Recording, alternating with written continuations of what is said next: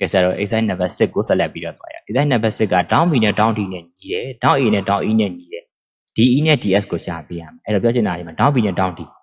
down B နဲ့ဒီ down B လေးနဲ့ဒီမှာရှိတဲ့ down D နဲ့ညီတယ်အဲ့တော့အနီးနှစ်ခုညီတယ်ပေါ့အနီးနှစ်ခုညီပြီးသွားတဲ့အခါမှာ down A နဲ့ down E အဲ့ down A နဲ့ down E ဒီမှာအစိမ့်နဲ့ဆွဲလိုက်မယ်အစိမ့်နဲ့ဆွဲ down A နဲ့ down E နဲ့ညီတယ်အစိမ့်နှစ်ခုညီတယ်အစိမ့်နှစ်ခုညီတယ်ရှာပေးရမှာက DE နဲ့ DS ဒီမှာဆိုတော့ဗာလဲဆိုဒီမှာရှိတဲ့DE တန်ဖိုးဒီကနေဒီ DE တန်ဖိုးရှာရမယ်ပြီးတော့ခါဒီမှာဒီ DS တန်ဖိုးဆရာတို့လိုချင်တာဖြစ်ပါတယ်ဟုတ်စားအဲ့တော့ဒီနှစ်ခု DE နဲ့ DS တန်ဖိုးလိုချင်တယ်ဆိုရင်တတိကန် ABC နဲ့တတိကန် DE ကတရန်တူမှရမှာတရန်တူနိုင်လားတူနိုင်တယ်လေဒီမှာအစိမ့်နဲ့အစိမ့်နဲ့ညီတယ်ဒီမှာရှိတဲ့ဒီကောင်နှစ်ခုအနီနဲ့အနီနဲ့ညီဒါဆိုလို့ရှိရင် AAC မြင့်ရပေါ့ AAC မြင့်ဒီမှာဒီကောင်နဲ့ညီတယ်အနီအစိမ့်နဲ့အစိမ့်နဲ့ညီတဲ့အခါမှာ A နှလုံးစီးမြင့်ရတရန်တူပြီအဲ့ဒါဆရာတို့ကတတိကန် ABC နဲ့တတိကန် D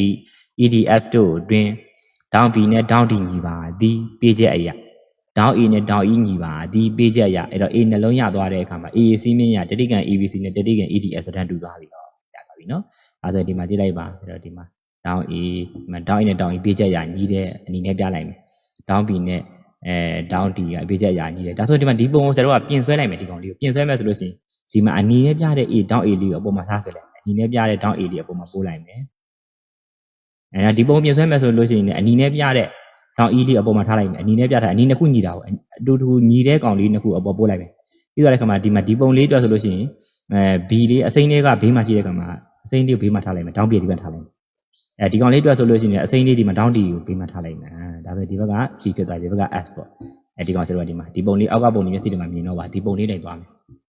အဲ့တော့ဒီမှာဘာလို့ကြားမလဲဆိုလို့ရှိရင်လိုချင်တာကဒီမှာဒီဘက်တောင်လိုချင်တယ်ဒီဘက်တောင်လိုချင်တယ် DF နဲ့ DE တန်ဖိုးပေါ့ဒီမှာရှိတဲ့ DE တန်ဖိုးနဲ့ DS တန်ဖိုးဆရာတို့လိုချင်တယ်အဲ့တော့ဘာလို့မလဲဆိုလို့ရှိရင်ဒီတတိကန်နှစ်ခုတရန်တူသွားပြီတတိကန် ABC နဲ့တတိကန် DE ကတရန်တူသွားပြီဆိုမှတော့ live ဖက်နာအချိုးတွေကောက်လို့ရပြီလေ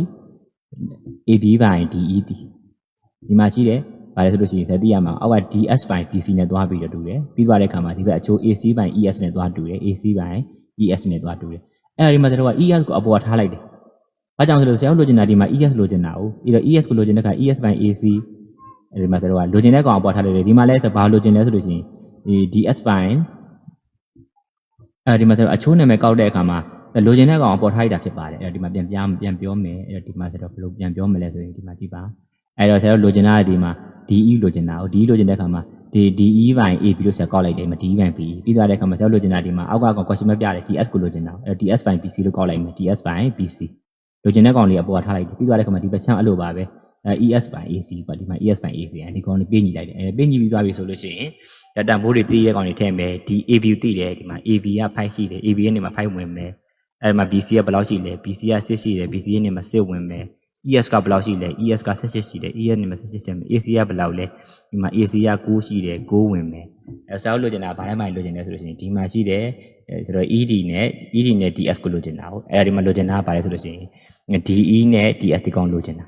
အဲ့တော့ဒီမှာ DE ဘိုင် AB ကိုဆိုတော့တိတဲ့ ES ဘိုင် AC နဲ့ပြင်ညီလိုက်မယ်အဲ့ဒီမှာဆိုတော့ DE ဘိုင်5ကိုဒီမှာရှိတဲ့ AD ဘိုင်9နဲ့ပြင်ညီလိုက်တယ်အဲ့တော့ DE ဘိုင်5ကို AD ဘိုင်9နဲ့ပြင်ညီတဲ့အခါမှာ DE လိုချင်တဲ့အခါမှာ9တက်လီကို9နဲ့4ဆက်8နှစ်နဲ့ဒီမှာ9တစ်ဖက်လာတဲ့ခါမှာအမြောက်ဖြစ်သွားမယ်9နဲ့10 D ရဲ့10ရသွားပြီအဲ့လိုပါပဲဒီမှာရှိတဲ့ DS ဘိုင် DS ကိုလိုချင်တဲ့ DS ဘိုင် BC ကိုနှစ်ခုစလုံးသိတဲ့ ES ဘိုင် AC နဲ့ပြင်ညီလိုက်တယ် DS ဘိုင်6ကို